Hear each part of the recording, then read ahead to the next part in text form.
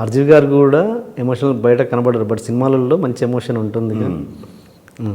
RGV గారితో compare చేసుకునే అంత ధైర్యం లేదు నాకు. నేను ఒక టాపిక్ వచ్చింది కూడా చెప్తాను. ఆర్జీవి అనే గంధపు వృక్షం కింద అదృష్టవశాత్తు పెరిగిన ఒక గడ్డి మొక్కలు అంటాను. కరెక్ట్గా చెప్ప మా ఇద్దరి స్థాయి భేదం అంటే అది. ఓకే, ఆ చెట్టు ఆ వృక్షం కింద ఉంది కాబట్టి దీనికి కొంచెం సువాసన వచ్చి ఉంటుంది బహుశా, అంతమించి ఏం కాదు. అసలు ఆయనతోటి ఏ రకమైన పోలిక లేదు. ఓకే, సరిపోను. మోడెస్ట్ కోసం చెప్పట్లేదు. ఆయన దగ్గర వర్క్ చేయకపోయి ఉంటే కృష్ణవంశీ స్టైల్ ఇలా ఉండేది కాదండి. డెఫినెట్గా అనుమానం లేదు. ఆయన దగ్గర పనిచేసినందువల్ల కొన్ని మురికి తొడుగులు పగిలిపోయినాయి. ఓకే, అంత గొప్పగా ఇన్స్పైర్ చేసిన ఆర్జీవి గారితో మీకు ఎందుకు విభేదాలు వచ్చాయి? అప్పుడు ఎప్పుడు రాలేదు, ఎప్పుడు రాలేదు.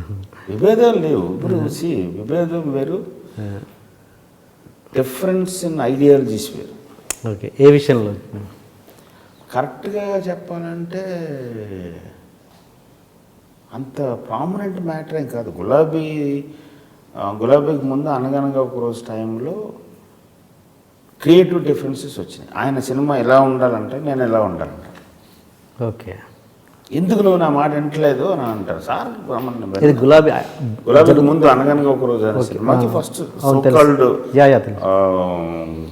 రిఫ్ట్ అనేది మేబీ సోకాల్డ్ రిఫ్ట్ అనే మాకేం కాదు. అక్కడ స్టార్ట్ అయినా ఇలాగైతే నేను చేయను సార్ అన్న.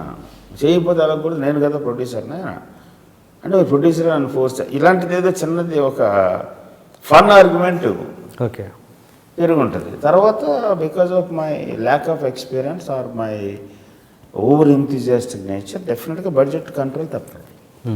ఒక కొత్త డైరెక్టర్ మీద ఒక కొత్త హీరో మీద ఎంతవరకు వెళ్ళగలగాలో వెళ్ళకుండా ఇంకా దాటి వెళ్ళిపోయాను. 2 సార్లు వార్న్ చేశాను, ఇది కరెక్ట్ కాదు ఉంచి బడ్జెట్ క్రాస్ అయిపోతుంది, చూసుకో. ఓకే, ఆయన అప్పటికే హిందీ దాంట్లో బిజీగా ఉన్నారు.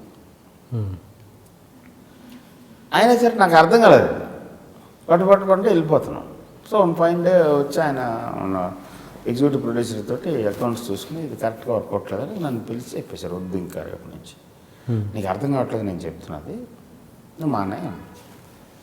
సరే ఓకేనా అని, సరే అయితే నువ్వు ఇక్కడ ఉండొద్దు అని అన్నా. ఇక్కడ ఉండకుండా ఎక్కడికి వెళ్తాను మరి, ఇప్పుడు ఏం చేస్తాం? ఏం చేయటం అంటే ఈ సినిమా జరుగుతుంది కదా, దానికి అసిస్టెంట్ డైరెక్టర్ చేస్తాను. మీ దగ్గర ఎప్పుడు అసిస్టెంట్ డైరెక్టర్గా ఉన్నాను కదా, చేయగలవా అన్నారు. చేయలేకపోవడానికి ఏముంది అన్నది, it's not a very big deal కాదు అనిపించింది. కంటిన్యూ అయిపోయాను. ఆ తర్వాత మళ్ళీ గులాబీకి ఇంక ఇప్పుడు ఈయన దగ్గర కుదరట్లేదు కాబట్టి బయట ట్రై చేస్తుంటే ఆయనే పిలిచి బయట ఎక్కడ ట్రై చేయడం అంటే కథ అంతా కరెక్ట్గా ఉంది లేదు. లాస్ట్ టైం స్క్రిప్ట్ కరెక్ట్గా లేదని కదా నేను పడుతున్నది, కరెక్ట్గా ఉందంటే వచ్చి చేసాను. నేను కథ మీకు చెప్పను, చెప్పకపోతే ఎలా కూరుతుందా? సార్ మీ ఐడియాలజీ వేరు, నా ఐడియాలజీ వేరు, నేను అంతే, ఇది మీకు నచ్చకపోవచ్చు. సరే అయితే కథ లేకుండా చేసుకుందాం, నువ్వు నాకు కథ చెప్పద్దు, బడ్జెట్ చెప్పు, బడ్జెట్లో ఫినిష్ అయ్యి, కానీ నువ్వు డైరెక్టర్ నా పేరుతో వెళ్ళాలి, అదని ఫిక్స్ చేశారు. Okay sir, that's more than what I wanted. అలా గులాబీ వచ్చింది. గులాబీ మొత్తం డబుల్ పోస్టర్ చూసి ఈ రేజ్డ్ సమ్ అబ్జెక్షన్స్. అక్కడ కొంత ఫ్రిక్షన్ ఉంది, it's not a rupture, it's a friction. This is not how a film should be. He's very clear, he's not attacking me, he's telling film ఇలా ఉండకు, నువ్వు develop చేసిన emotion ఇలా end అవ్వకూడదు, ఇలాగ ఫ్లో ఉండకూడదు, it should be something else. So after 15 days I could see that and then I started reworking. But ఇలా చెయ్యని ఎప్పుడు చెప్పలేదు. That's the greatest thing with him. Okay, ఆయన చెప్పిన కరెక్షన్స్తో రిలీజ్ అయిందా కాలేదు? ఆయన చెప్పిన కరెక్షన్స్తో రిలీజ్ అయింది. చెప్పిన కరెక్షన్స్ అంటే ఇలాంటి కరెక్షన్స్ చెయ్యని చెప్పలా, ఇక్కడ తప్పు ఉంది అని అన్నాడు. ఓకే, ఇది కరెక్ట్ కాదు, ఇక్కడ తప్పు ఉంది, ఇక్కడ తప్పు ఉంది, ఇక్కడ తప్పు ఉంది. సో నాకు తెలిసిందంటే డైరెక్ట్ అయిన సినిమా రిలీజ్ ఆడియన్స్తో సహా కలిసి చూశారని కాదు, బిఫోర్ చూశారు. ఓకే. అండ్ మీరు అన్నారు అనగనగా ఒక రోజు నుంచి తీసేసిన తర్వాత అసిస్టెంట్ డైరెక్టర్ మళ్ళీ కంటిన్యూ అయ్యారని. అది చేయాలంటే నిజంగా చాలా ప్రాక్టికల్ మనిషి అయి ఉండాలి. అది అంతేగా ఒక డైరెక్షన్ చేసిన సినిమాకి అప్పటి వరకు కూడా నేను డైరెక్ట్ చేస్తున్న ఆ సినిమాకి నేను అసిస్టెంట్ లాగా ఉండేవాడిని. That's my boss company. ఆ ప్రొడక్షన్ హౌస్లో వీఆర్ ఆల్వేస్ ది సేమ్. ఒక్కొక్కసారి బాస్ షూటింగ్స్లో కూడా రెండు సాయంత్రం నాకు అర్జెంట్గా నాకు ఏదో టూత్ పెయిన్ ఉంది, ఓకే ఈ సీక్వెన్స్ చేసి అని చెప్పే రోజులు ఉన్నాయి. అప్పుడు ఆయన బాస్ తోటి చెప్పి, సార్ ఇది క్లోజ్ షాట్, ఇది వైట్ షాట్, ఇది ఇక్కడ ట్రావెల్ అనుకుంటున్నాను, ఇక్కడ ఏమనుకుంటున్నాను, ఇక్కడ ఈ డైలాగ్ ఇలా ఉంటుంది అని మేము చెప్తా చూసి ఆయన ఓకే ఇది పర్ఫెక్ట్ చేసి వెళ్ళిపోతున్నానంటే చేసాం. బట్ అప్పుడు మేము డైరెక్టర్ అని ఫీల్ అవ్వాలి. ఓకే మేము ఎందుకంటున్నాం అంటే నేను తేజ కూడా ఉండేవాడు అక్కడ. మా శివనాశ్వరరావు గారితో యాక్షన్ కరెక్ట్ చెప్పించేవాళ్ళం. అది మామూలుగా సాధారణ పెద్ద డైరెక్టర్లు ఎక్కడైనా జరుగుతూ ఉంటుంది. సో అలాగే అనుకున్నాను అనగనగా ఒక రోజు కూడా. సో అదే మళ్ళీ ఈసారి మళ్ళీ బాస్ వచ్చాడు. బట్ అనౌన్స్ చేశారు కదా, పేపర్ అనౌన్స్మెంట్ వచ్చిన తర్వాత ఎంత కొంత లోపల ఒక చిన్న ఫీలింగ్ ఉంటుందిగా, ఉండదా? రాలేదా మీకు ఏమాత్రం? అంత రాలేదు.